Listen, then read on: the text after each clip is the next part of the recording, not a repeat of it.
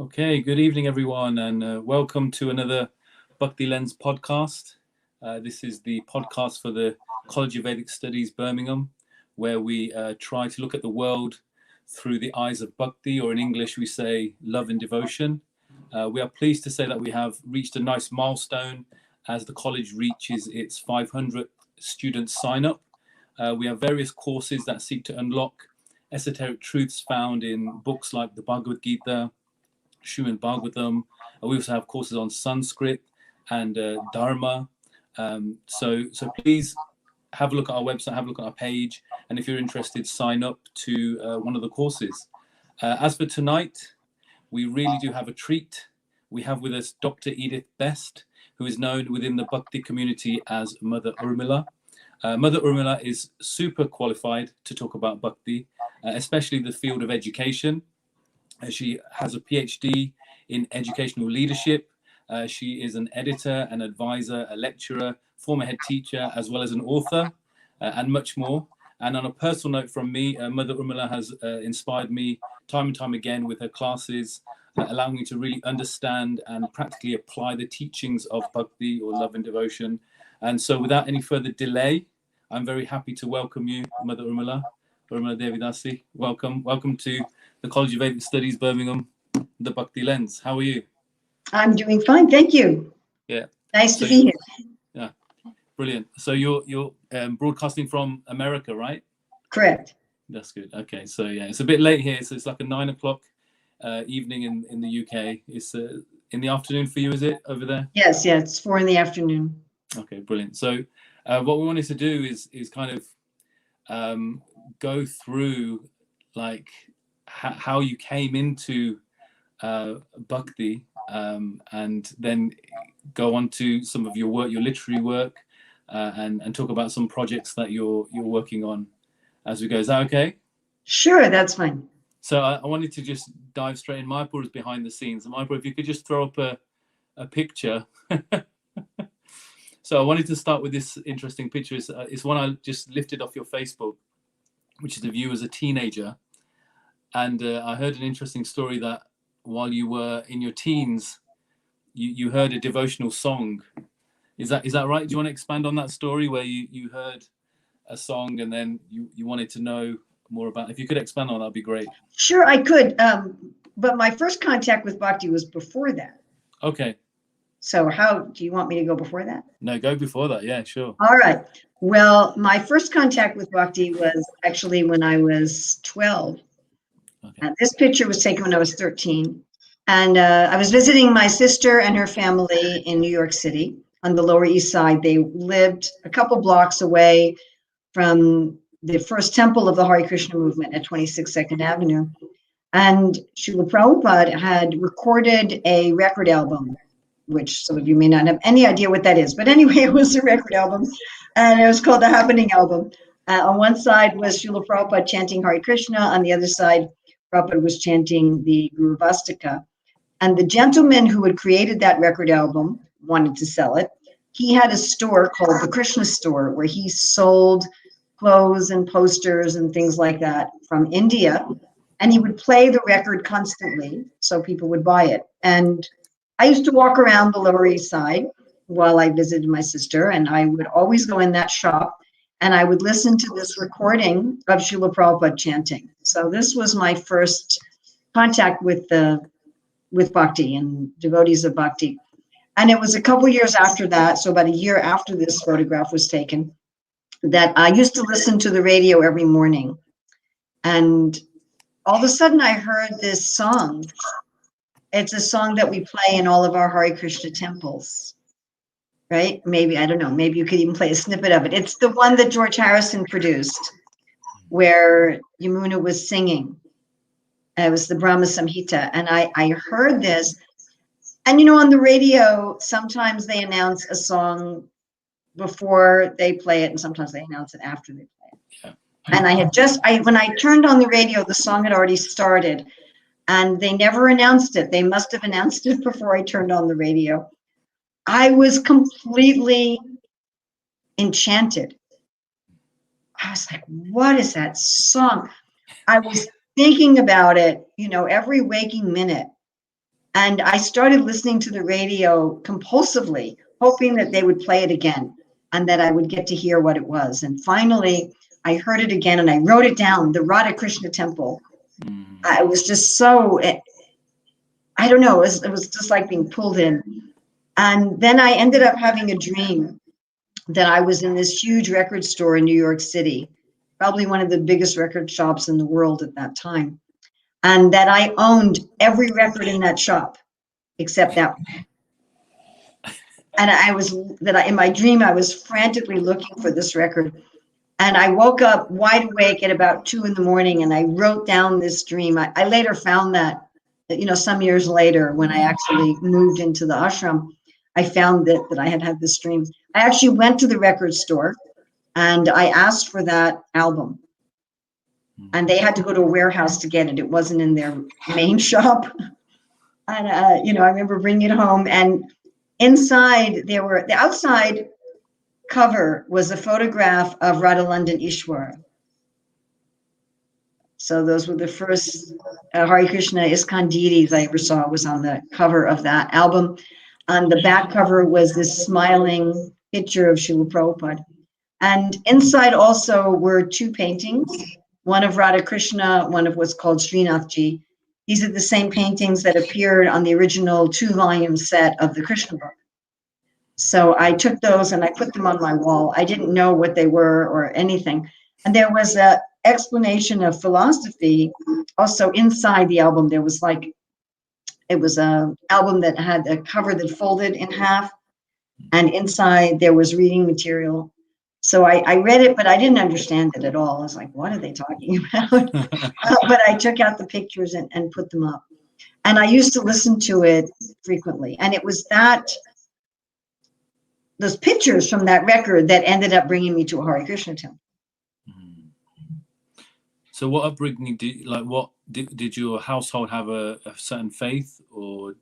Oh yeah, my parents were Jewish, and my family, at least in America, was and still is a very famous household name among Jewish families. I was born in the Manischewitz family. My great-grandfather had immigrated from Russia and started a Jewish food business. And my father had gradually taken that over from his father. By the time I was born, he was the president of the company. Later, he became the CEO of the company. And when I was very young, actually later on also 2 times in my life, my father was the president of a Jewish temple. So we lived in New York, we lived literally right next door, right across the street from a very big, what was called the Spanish Portuguese synagogue, a very big synagogue that you can still go to today, right across the street from Central Park. And religion was a huge part of our lives. I mean, we would worship at least twice a week at the temple, and we weren't strictly observant Jews, but we did have the Sabbath meal at home, and we kept kosher in the home. I was engaged in religious studies from a very young age. When I was a teenager, I studied at the Jewish Theological Seminary in New York. And then my oldest sister went to Israel when I was 1 year old. My sisters were much older than I. And I spent a lot of time in Israel. We would go to visit my sister. And so from the time, I went first when I was 3 for her wedding. And then regularly we were going to Israel, and I was spending quite a lot of time there. And I remember that practically everything in our house was religious oriented. So the books, the majority of the books had something to do with philosophy or with religion, the majority of the artwork. My mother was very involved in religious charity. She headed both national and international charities that were associated with religion in some way. So it was really permeating my whole life. Right. So you had an inclination towards like spirituality, would you say, or some religiosity? You had some regularity with that. Is that what you're saying? Yeah, well, religion was just a huge important part of our lives. When I was 4, I distinctly remember where I was standing, where my mother was sitting, everything. I went to my mother and I said, "Why are we Jewish?" And she said, "Because my mother is Jewish." And I said, "Why is she Jewish?" She said, "Because her mother is Jewish." And I said, "That's silly. We should do things because they're true," which she didn't appreciate very much. And then when I was 8, I read an article in the encyclopedia about reincarnation. And I said, this is what I believe, which again, the rabbis and my religious teachers weren't very thrilled with that. But I wrote a whole paper about reincarnation and why I accepted reincarnation. And when I was 9, I got a big map of India that I put on my wall. And I got some little dolls. I don't know if you've seen them. They're like those little touristy dolls that are dressed up in different traditional Indian costumes and doing different, village stuff. Yeah, I'm sure you've seen that kind of thing, like in airport tourist shops. So I got a whole bunch of those and I put them up all over my room. And I said to my mother, "I want to wear a sari." So at that point, there were hardly any Indians in the United States. The government had strict quotas on people from India. I didn't know anybody from India. And she was able to get some friend of hers who visited India to kind of sew me a sari out of some silk saffron cloth. And so I used to wear that. So this was at the age of 9? I was 9, yeah. Okay. So you had an inclination to just even wear a sari. Yeah, that would have been in 1964. Wow.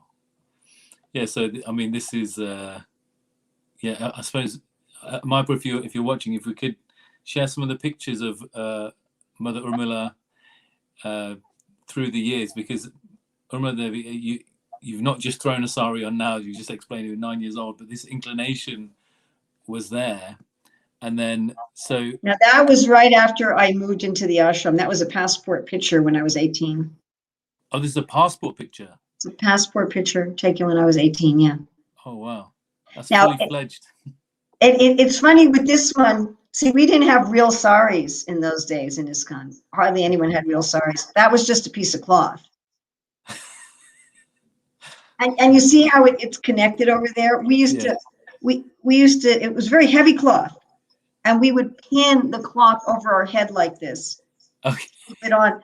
And because for the passport picture, you had to have your head uncovered. So I'd taken it off my head, but you can see it's so pinned like that. Oh, I see. Yeah. It was like a makeshift hoodie, sari. Something like that. Yes. Yeah. The whole thing was makeshift. I remember when we were at the airport in Chicago selling Srila Prabhupada's books, and this one man came up to me and said, "You look like a bunch of clowns." And I thought, how offensive is that? And then I kind of looked around and I thought, we really do look like a bunch of Yeah. Well, you see from another perspective. So how did you assimilate into the culture of Bhakti? So you've listened to that music, and then you visited a temple. How did you go from there to visiting? Well, as I said, I got those 2 pictures that I put up on my wall. Yeah. And I was in my school, secondary school, high school, in the library, and one of the other students had a Krishna book. And the Krishna book had the same picture on the front. And this was not a student that I really knew. I knew his name. His name was Bill Trengrove, but he wasn't like part of my circle of friends even. Yeah. And I said, "I have that picture on my wall." And he said, "Would you like to borrow the book?" So during the study hall, I'm looking through this book and I'm just in trance, again, and I gave it back. at the end of the study hall, and he said, I regularly visit the temple. Would you like to come with me? I'm like, temple? What temple? What are you talking about? So he said, well, I go every Sunday into New York to the temple. Would you like to come with me? And I said, sure. I remember I was 14. I remember telling my parents, this Sunday I'm going to go with this guy to the temple. They're like, do you even know this guy? I'm like, no, he's just one of the other kids in my school. I said, what's this temple? I said, I don't know, just some temple. Wow. My parents were very liberal-minded, and my mother was hesitant, but they were like, okay. And so that's how I first visited a Hare Krishna temple. So why did he bring that book into school? What? I don't know. He was regularly going. He was going every Sunday to the temple. Right. And he was at that time chanting 16 rounds, following the principles, and regularly reading the books. He didn't end up fully becoming a Hare Krishna devotee. I mean, I met him many years later at a Rath Yatra, and he had taken up some other something path. But at that time, he was very into Krishna consciousness. So he was going to the temple. Okay, so then you visited the temple. So what happened? Was it the aesthetic that you were interested in? Was it the philosophy, the music? It was a philosophy. It was a philosophy. So the first time we visited, one of the ladies talked philosophy to me for 2 hours. And I remember when we were leaving, we take a subway to the bus station and then a bus. And I was at the subway platform, and I looked at Bill and I said, I couldn't repeat anything she said, but I completely agree with it. I said, as far as I'm concerned, this is it. This is the truth. And then we went he said, will you want to come with me next week? And I said, sure. So I came the next week, and then I asked one of the other lady devotees, what do I have to do to join? And she didn't say chant or follow the principles or anything. She saw me with this guy, and I guess she thought we were a thing. Maybe she thought he was my boyfriend or something. And maybe she thought I was 18 or 20. I don't know. And she just said, we have no room. You'll have to get your own apartment. You'll have to get your own flat. And I'm like, I was 14. And I thought, okay, well, I guess I can't practice this process. It was dependent on getting my own flat. And I was like, okay, well, that's the end of that. And so then I didn't go back. I mean, after that, whenever anyone asked me, what do you believe? And I said, I believe in Hare Krishna. And they said, are you practicing it? And I'm like, no, because I thought I had to get my own flat to practice it. So I said, no, we're not. The naivety. Yeah. So, okay, so then we've got this kind of late teens, I'm guessing this confused state of like, okay, to join the Hare Krishnas, I need to have my own apartment. And right. Then, so how did you go from that to actually practicing something? Like what well, I have been doing my own kind of meditation for a long, long, long time. Okay. And my understanding of spirituality was impersonal. My understanding was that, I was going to become one with God. So I would meditate and I would try to become one with God. So the summer I was 17, I almost succeeded. I was meditating and I felt like I was merging with God. Wow. And I decided that wasn't what I wanted to do at all. I basically got out of my meditation and said, wait a minute, I don't want to do that. And then I was very disturbed because from the time I was 4, if anybody said, what do you want to do with your life? I'd say, I want to find God. Say, I don't care about a career or family, or I just want to find God. And I kind of found him, and then I didn't like him, was the way I had understood it, like here I finally found God. I finally found the impersonal light, and I didn't like it. So I thought, well, now what do I do? And I finally achieved my goal in life, and I decided I didn't want it. So I thought, well, I guess I'll just be a materialist. Long story short, that didn't go very well. So I would really not recommend Materialistic Life, give it about 1/4 of a star. Like, it really is not what it's cracked up to be. But I tried, went in, full on for a couple months. And by that time I was already in college. So I'd already started university. And then one day I just said, I don't know who you are, God, but you got to help me. I said the Lord's Prayer from the Bible. I said the Shema Yisrael from Judaism, and I chanted Hare Krishna. And I said, I don't know who you are, what you are. Help me out here. This is not working. And then I ended up finding Srila Prabhupada's Bhagavad Gita. One of my best friends, her boyfriend's roommate, had received Prabhupada's Bhagavad Gita from a Hare Krishna devotee on the street. And when I was with my girlfriend visiting her boyfriend, the book was on the floor. And I said, isn't that the Hare Krishna book? And her boyfriend's roommate said, yeah, you want to read it? I'm like, yeah. He said, well, I bought it. I never read it. So I took it back to my room, and nobody saw or heard from me for a couple days.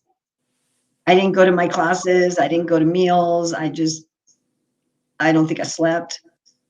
I was just reading this Bhagavad Gita, and I was like, yes, yes, yes, this is it. This is it. The main feelings I had when I was reading the Bhagavad Gita, one was that I already knew all this stuff.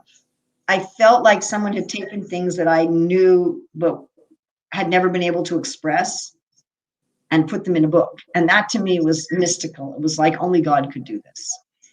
And the other thing is just like I felt like all my questions were being answered and everything I needed to know was there.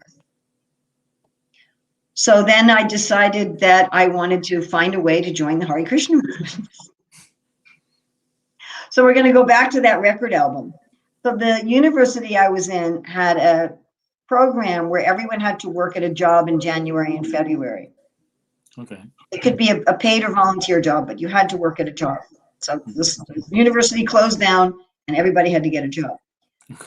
So I got it. I was able to get a job in Chicago. My university was in Vermont, Bennington, Vermont, but the job I got was in Chicago. And so I still had that record album. And there was a listing of the temple in Chicago, but the temple had moved. And there was no Google then.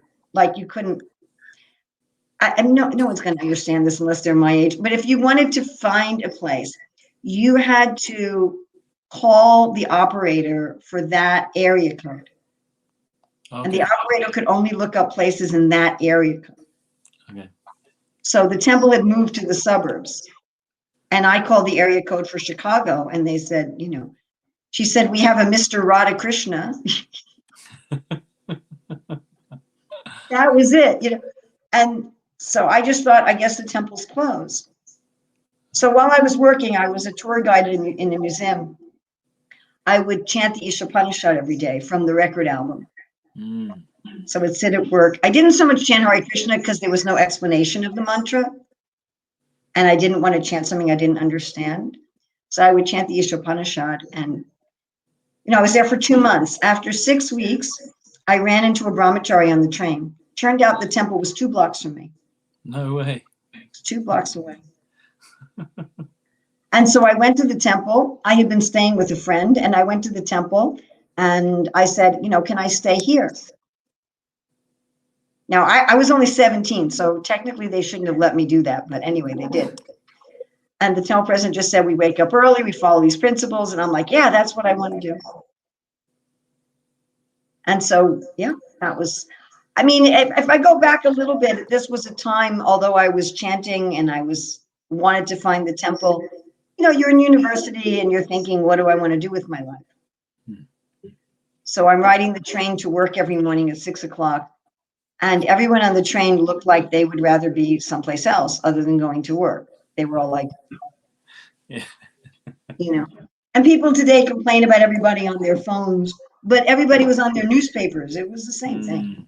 Everybody was behind their newspapers looking like they just would rather be any place else in the world. And I thought, okay, great. I'll find a career. And then after 10, 15 years, I'll look like these guys. So I was really questioning, what do I want to do? What do I want to do? What do I want to do? And I thought, I want to do something where I'll wake up every day joyfully. Also, another thing I was looking for was a way to be spiritual 24 hours a day. Every system of religion or spirituality was compartmentalized. Like you had your meditation time, you have your prayer time, you have your worship time, and then you have the rest of your life. And I'll say frankly that I meet a lot of Hare Krishna devotees who think like that. They think, this is the work that I have to do, too bad that I have to work, and this is my sadhana time, and they're like in different universes. Right. So, but I was looking for an integrated. I was looking for, I want to be spiritual when I'm getting dressed. I want to be spiritual when I'm shopping. I want to be spiritual always. And I wanted something that was joyful. So I stayed at the temple. This was the first time I stayed overnight. And I get up from Mangalartik and I'm like, okay, that's what I want. I want to get up and have a party in the morning.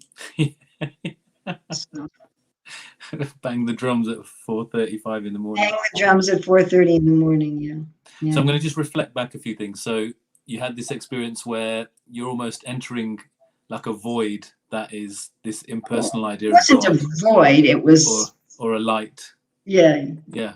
And you didn't like that feeling. No. So then we've moved on to then finding the Bhagavad Gita by Srila Prabhupada.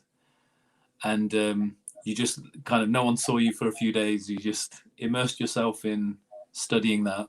Yes. So with our students as well, over lockdown, they've, like the ones that have been with us for about 18 months to 2 years now, they're kind of feeling like that. They're feeling, this is just bliss.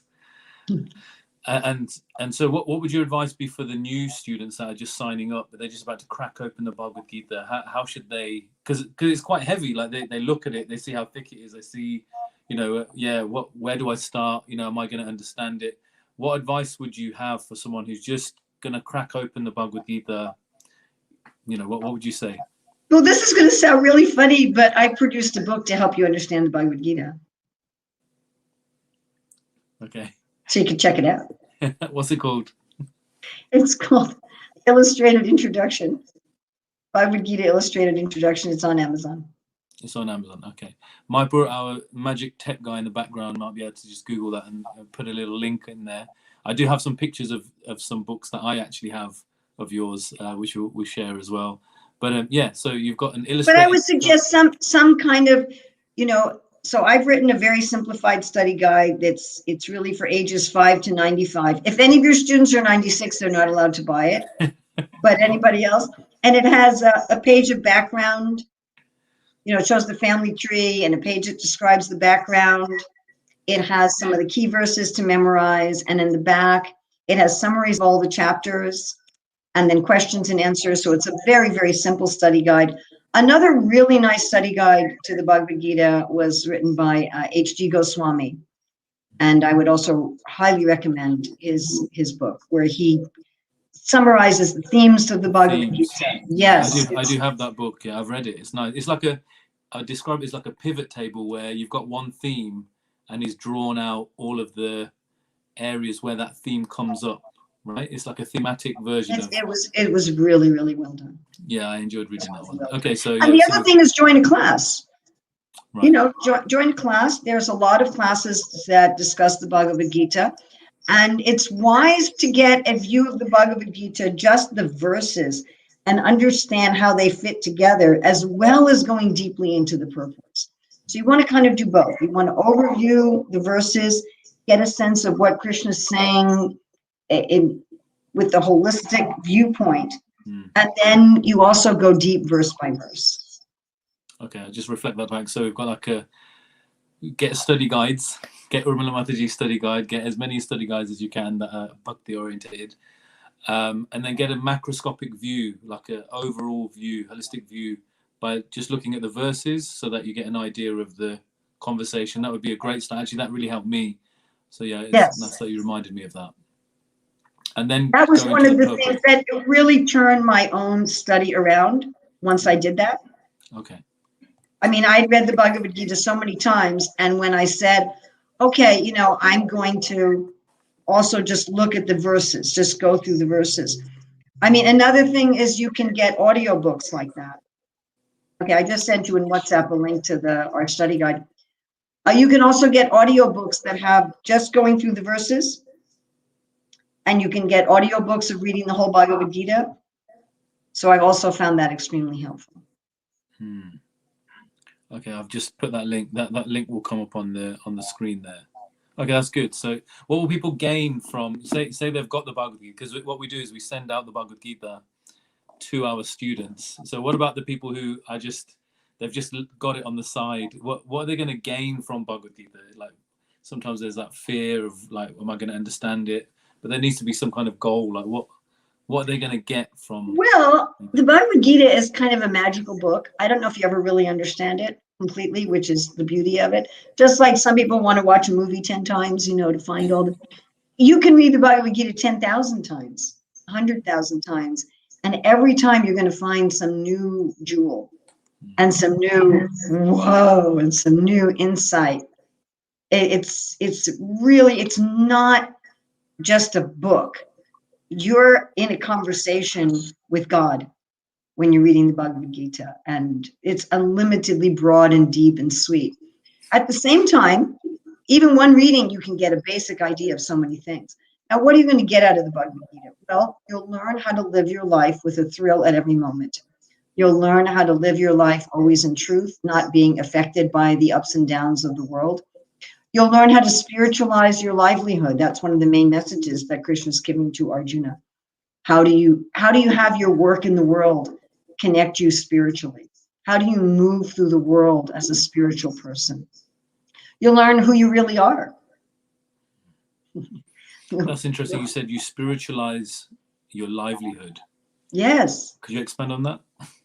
Well, Arjuna was in government. Arjuna worked in government. I mean, at that time, it was royalty. He was a prince. And he was also a military person. So he was thinking that, I don't know how I can use my career spiritually. It seems like it's really problematic.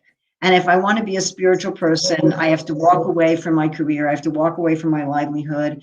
And I have to just, be a monk somewhere and meditate. And at one point, Krishna kind of indulges that and says, well, if you really want to do it, this is how you can be a meditative monk. And then Arjuna says, maybe I don't want to do that. But most of the Bhagavad Gita, Krishna is explaining how to do your livelihood in the proper consciousness so that you're not touched by the negativity of the world, that you're not affected by the ups and downs of life, that you live a life full of not only external prosperity, which he talks about in chapter 3 particularly, but also internal prosperity.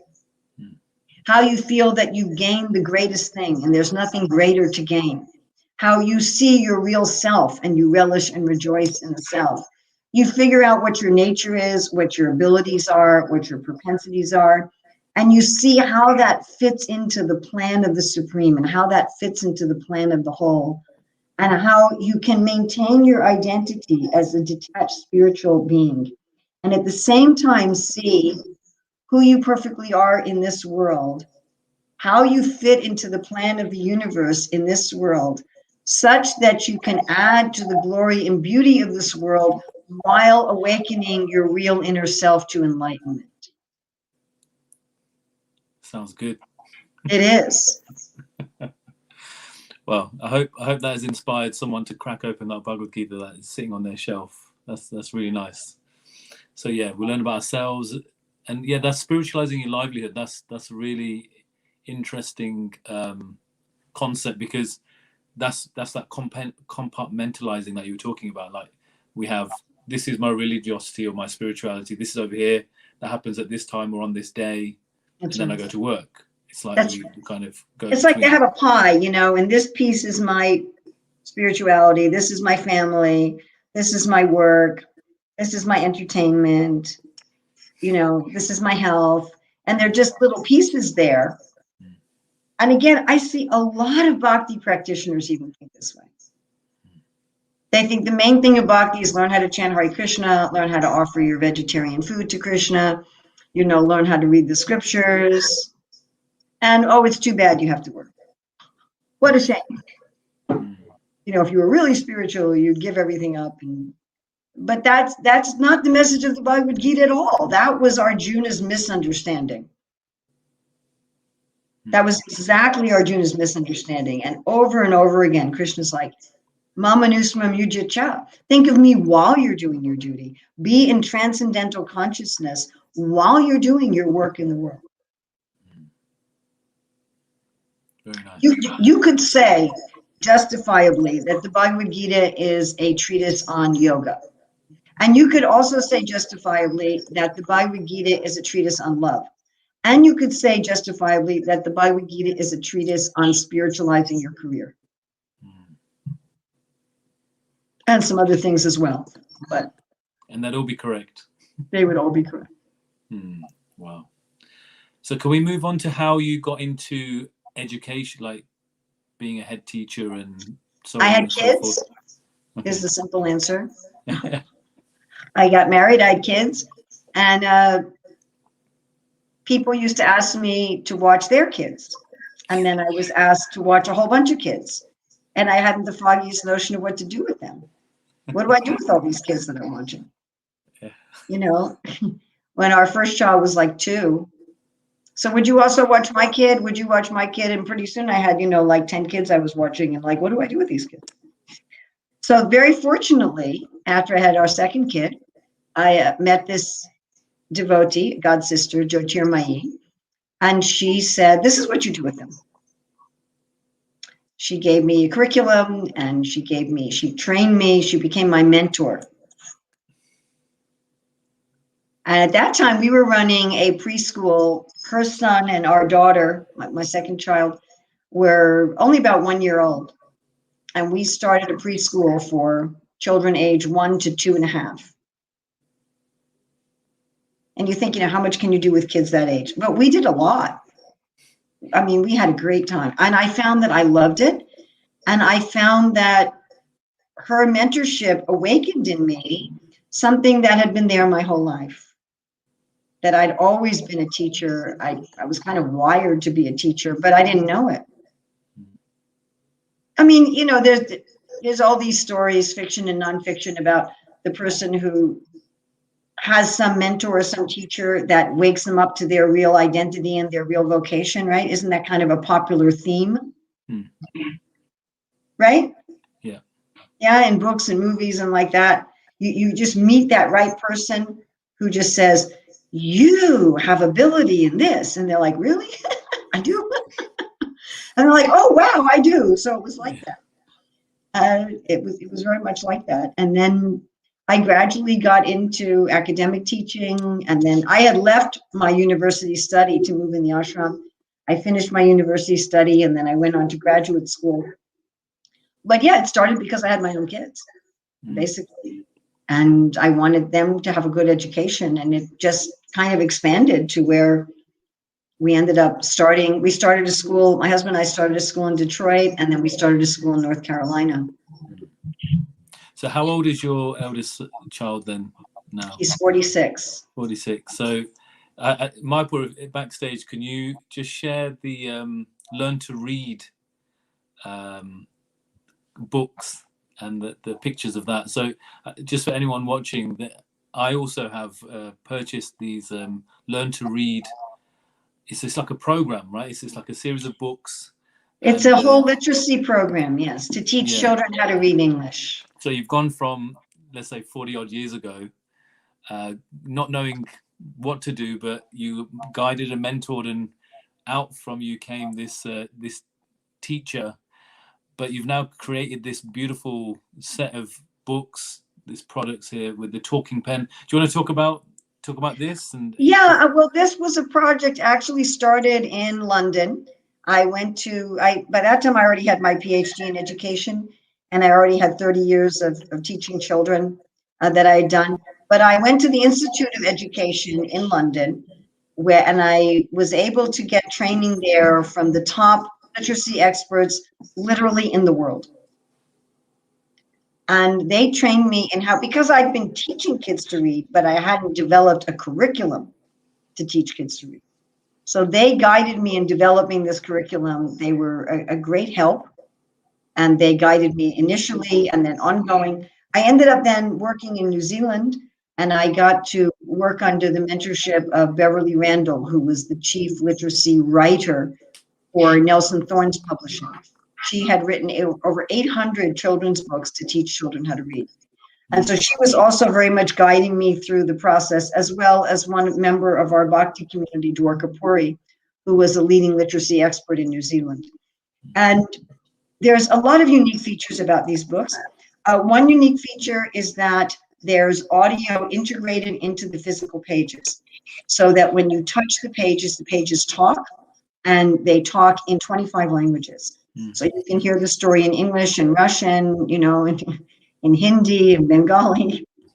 Well, I can vouch for that. I can vouch for that because in the back, there's like it was amazing actually that there's a pen and it touches a certain point and that chooses the language. And then you touch that onto the kind of line that you have to read, and a voice comes forth from the pen and reads it. And so that my kids learned to read like that just from hearing. And actually, like my son loves Japanese and my daughter loves Spanish. I'm sure, you know, some of this has got something to do with it. Just that inquisitive nature, and that just having the access to it as well, the option to just go, oh, well, what does that sound like in Hindi, or what does that sound like in French? Right? That's just the children, they're inquisitive, right? Yes. And then the pictures also talk. Yes. So each book has practically a second story in the pictures. Yeah.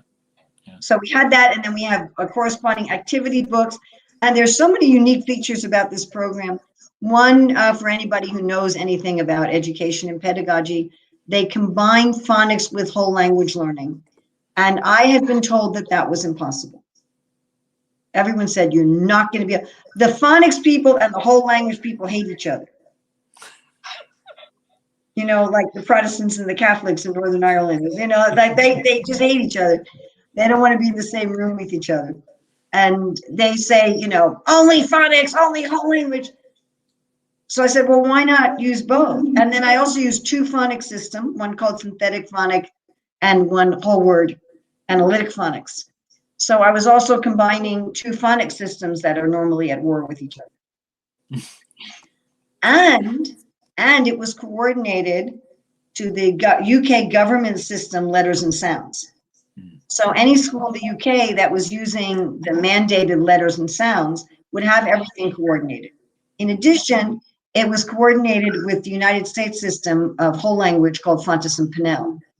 So everything was coordinated with that. And then on top of that, it was coordinated with the international system that came out of New Zealand called Reading Recovery. We didn't use those words there because those are trademark words, but it was coordinated with the letters and sounds, with Fountas and Pinnell, and with Reading Recovery. In addition, it was coordinated with the UK color book band system, and it combined analytic whole word phonics, synthetic phonics, and whole language. Nobody had ever done that. It was a complete revolution in reading instruction to do something like that. Unfortunately, because the stories are about Krishna, most of the education world didn't really pay attention to it. So they didn't really come and say, oh my God, who did that? How did that happen? What is that? But all the stories are about Krishna or something that's supportive of Krishna consciousness and bhakti culture and devotional culture, ecological living. And then what we got from Beverly Randall, she looked at some of my initial drafts and she said, these are all rubbish. She said, you really have to make every book, even these beginning books, a real story with a real beginning, middle, and end, and with children as the hero. And I taught hundreds of kids how to read, and I will tell you that most books to teach kids how to read are boring, and then again, they're boring. They are never the kind of books that a child would read for fun. No. Never. I've not seen any literacy program, and I have reviewed dozens and dozens of them, both as a teacher and in writing this series, that any child would ever read for fun. And think about the irony of this.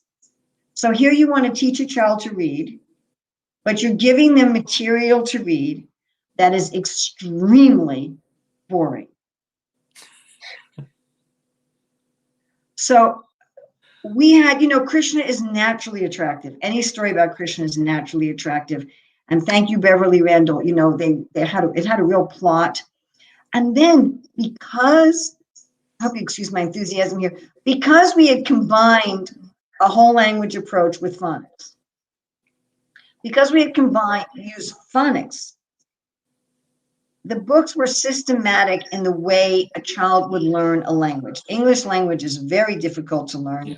It's kind of a mess. But because we were using phonics, it was a system that the kids could figure out. But because we were using whole language, it was also holistically age and level appropriate. Yeah. The combination of all of those things, that we were taking the best from all of the approaches, and the stories were about Krishna, and they were actually interesting, means that most kids were learning how to read with this program very quickly. And they were really loving it. Mm. Another thing we did, which was innovative, is that usually you read the storybook and then you have exercises afterwards. Whereas we did a lot of preparatory exercises, then the storybook, then exercises afterwards. 2/3 of the exercises were preparatory, which meant that by the time the kid opened the storybook, they were already primed to be successful. So instead of opening up the book and struggling to read it, they were opening up the book and being like 80-90% successful, even with the new words. Then you add to all of that magic pen. Now we had 200 people internationally work to get that magic pen stuff done. Because, if you think about it, it means every book had to be translated into 24 languages in writing. So we had to get a translator, and then someone had to check the written translation. Then every book had to be read in those different languages, English and the other 24 languages. And recorded, yeah. And recorded. And then all those recordings had to be edited. And usually the person who wrote the translation and checked the translation was different from the person who's read. And, because we were working at that time in London, we were able to find people who could read most languages right there in London. But in some cases that wasn't true. And we had to farm it out and get somebody to read it in Thailand, and send it over to us. So that took a couple years, 200 people over a couple years to do that. But when you put the whole thing together, you got this package that was so attractive to children that they just loved it, and they learned how to read just effortlessly. The biggest blocks we found to this is that people think, well, if it's about Krishna, then it can't be educationally good. It must just be something about Krishna. It must just be religious. And ironically, we've also had a difficulty that schools and teachers think, well, we're only going to adopt a program that has at least 2 weeks of training to use it. But we designed the program so that it was plug and play. Yeah. That even a parent with absolutely no teaching experience could open up the box and just use it. Yeah. But we found that the parents and the homeschoolers, they didn't have any trouble opening it up and using it. But the schools, they said, where's your 2-week training program? No, it really is that easy. So any parents out there or any grandparents out there, please do check out this lovely program for helping kids read. And I have that bugbear with the English language in that sense. It has so many red words. Sanskrit is phonetic, it's right. Logical, all of that. And some people who have dyslexia, that it's difficult. Whereas phonetics for me is like the way forward. I wanted to talk about some other books before we. Well, before we do that, we should say that Learn to Read is being digitized. It's in the final stages of being digitized, and it's very soon going to be available as a program that kids can access on a computer or an iPad or something like that. Brilliant, good. So, Maipur, if you're there, if you could just share some of the books that Urmila Mataji has also produced. There was Essence Seeker, and there's some lectures on Manashiksha. So let's see what we get. Okay, yeah. So this is a bit more of a heavier book than ABC. That's at the other end of the spectrum. This is the other end. So I wanted to actually just do this because I just wanted to show the people the versatility of yourself. Like you've gone literally from someone who's just starting to read to then someone who's trying to master their mind. So you got Shri Manashiksha. So Manashiksha means, if you could just briefly expand on. It means splendid instructions to the mind. This is a book for advanced practitioners of Bhakti Yoga. I mean, beginners could also read it and get something out of it, but it is a book for advanced practitioners. And it's a step-by-step guide how to enter into the highest realms of Bhakti. It was written about 500 years ago by one of our great saints, Raghunath Das Goswami. There was a commentary written about 150 years ago by Bhakti Vinod. And we also include in this particular edition commentaries by contemporary practitioners of Bhakti Yoga. We have 12 full-color illustrations commissioned especially for this, and 120 black and white illustrations. We have a lot of classes on it that are available online. Brilliant. I've got two more pictures. Maipur, you got, I think, Essence Seeker, or the one on mantra is there. What's he going to throw up? Let's see. Okay, yeah. So this is another book that you've authored. Yeah, that was so much fun. Yeah. Tell us, what will someone get if they read this one? Well, this is a novel. It's an allegorical novel. So if you ever read, say, Siddhartha or if you ever read The Alchemist, it's in that kind of a genre. That it's an allegorical story of the search for enlightenment, for the search for absolute truth. And all the allegories are taken from sacred literature. So the allegories are taken from the Splendid Instructions to the Mind. The allegories are taken from the Bhagavad Purana. But taking those allegories from the scriptures, from the sacred writings, and then weaving a story around it. So... brilliant. We've got one more before we close. Maipur, if you throw that one up, please.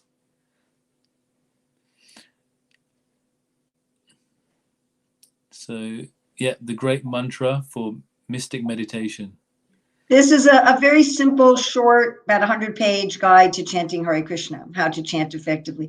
Did you find the picture of the Gita illustration too? The illustrated Bhagavad Gita? We'll set that as a task, Maipur, if you could look that up. So, okay, so what actually inspired you to become an author in that? So was it just a natural progression, or was it something you said, I'm going to do this, or how did that come about? Oh my, I mean, when I was in high school, I had some of my poetry published, and I always liked to write. I would say what started was I was writing some articles for our Back to Godhead magazine, and I was writing some curriculum guides for our Hare Krishna school. That was really what started it. But I always liked to write poetry. I mean, it's one of my very fun things to do. Okay, that's good. So while Maipur is looking for that, what would you say to parents that have got children they want to introduce Bhakti to them, like they've kind of grown up a little bit? We're not talking about young kids, because we've got quite a few students who are, let's say, 40 and above, so their children are like teenagers or even in their 20s, but they haven't really brought up, in a Bhakti filled house. So how would you start? Talking about your children are already like 15 to 25. Yeah. Then you're really, they're hardly children anymore. That's true. And we've got this wonderful program there in the UK, the Pandavasena, specifically for people of that age group. Yeah. Now, we do have some books on my website on urmiladevidasi.org. So I do have some books there for youth and adults, and for children and youth. We have our festival books that have wonderful activities that go through age 18. And then we have for youth and adults, a whole guide to Bhakti Yoga. I mean, I would say one of the most important things for people of that age is to be doing some practical, enlivening service in the Sangha for the mission of Chaitanya Mahaprabhu. To use their talents, use their interests to do something practical in the mission. Nice. So my brother's radio silence means he's either waiting or hasn't got anything. So I'm just going to wait for him to do something. But I think in closing, we've got like about 5 minutes left. Thank you for being with us for a whole hour. What would you say is your kind of overall advice for our students? What hopefully we've demonstrated is that you've got longevity in your bhakti. Like, it's that teenager till now. How can it not just be like a phase or a fad? You know, how can we actually have longevity in our bhakti? Probably the answer to that is going to be very different for different people. You know, my own deep love is in scripture and in philosophy. That's my main source of inspiration. And where I go, if I have, you know, not if, where I go when things are difficult, or, you know, when there's some question, that's where I go. Other people may go to their prayers, other people may go to their meditation or to their worship. I mostly go to scripture. That's for me my primary shelter. Other people may go to maybe their devotee friends. I mean, I do all of that as well. I go to my chanting, I go to my worship, I go to my devotee friends. But again, my main rootedness is going to be in the scripture. And not just philosophy, but in the descriptions of Krishna, the descriptions of the spiritual world, the descriptions of the devotees. I mean, for me, that's everything. And certainly I'm very blessed to have many good friends on this bhakti path that provide me with enlivenment and faith and hope, that I see them and I think, well, maybe I'm having a bad day, but look at them, you know. And I get inspiration from them. It's good to have other people with you on the journey. I mean, many times we say that well, you know, in our lingo, the association of devotees, you know, is everything. Okay, that's my personal website. There I have like some of my poetry and some of my articles and things like that. So I was just reflecting back on that, because what you said was really nice, like making sure we have people that we can lean on. You know, the more people on this journey, the longer we can. I hope I don't lean on them too much. I hope I more dance with them than lean on them. Dance with them. That's nice. I hope I more dance with them. Yeah, that's nice. Than lean on them. I have leaned on a lot of people in my life, but I'm trying more and more not to. I'm trying more and more to dance with my friends rather than lean on them. Cool. So Michael's just put up your website, which those articles will be there. Let me just say it out. So it's urmiladasi.com. That's spelled URMILADASI.com. And it's throwing something else up. There we go. He's found. Well done, Michael. Get a gold star for that. An illustrated introduction. Oh, actually, I have this. I do have this. In fact, my wife has used this. With the kids as well. I do actually have this as well. So yeah, please, anyone watching, listening, please do use this as a resource. So we're looking at the Bhagavad Gita just to reflect back on everything. Get your resources, get people who you can dance with on this journey. Crack it open, use it for what it, you know, in terms of yoga, you use it in terms of spiritualizing your livelihood. And actually, one last thing. What's your latest project then? What's your latest thing that you're Okay, I've got 1 minute to tell you about my latest project. Well, hopefully this year, we'll have 2 more books coming out, each with a co-author. And one is going to be published by BBT Africa. My co-author is Kamala Sita, aka Dr. Irene, what's her married name? I can't remember her married name. Her name was Brand. I don't remember her married name. Oh, I'm sorry, Kamala Sita. Anyway, she and I are writing a series of, it's in the last editing stages, a series of meditations on how you can find Krishna in the light of the sun, Krishna in the taste of water, Krishna in the clouds, Krishna in the trees, Krishna in the blowing wind, Krishna in your intelligence and your abilities. So we have nearly 300 meditations like that, how we can be aware of the divine, how we can be aware of Krishna in everything in our life. And that's in the final editing. It's fully illustrated by Nadia Bihari, and that is going to be published by BBT Africa. Then the other book I'm working on with the co-author, Rukmini, aka Dr. Ruchira Datta. Kamala Sita has her PhD in education, as I do. Rukmini has her PhD in mathematics.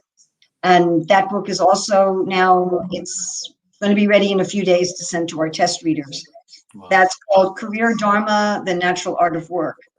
And it's how to spiritualize your livelihood, how to take all the principles from the Bhagavad Gita and the Bhagavad Purana. We also have a lot of empiric research in there. And what are the main principles of career dharma?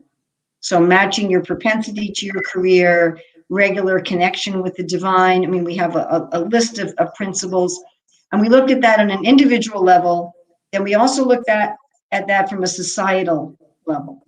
So we also have a chapter, Vision for a Whole Society.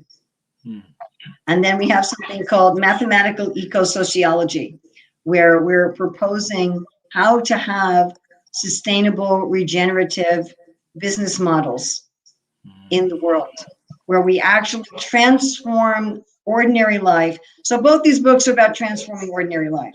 One is about transforming ordinary life through your consciousness and your vision, where you see God everywhere. And the other is about transforming the livelihoods and the careers of everybody in the world, so that we produce a truly God-conscious society. Wow, that is one to look forward to. I'm sure we'll hear about it, and we will certainly share that with our network as well.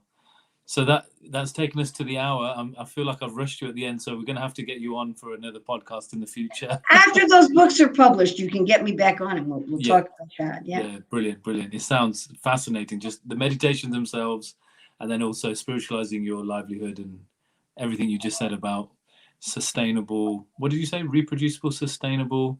Regenerative. Sustainable, regenerative. Oh, wow. A world that is wise, true, honorable, just, sustainable, regenerative, beautiful, and supportive. Wow. That is a beautiful note to end on.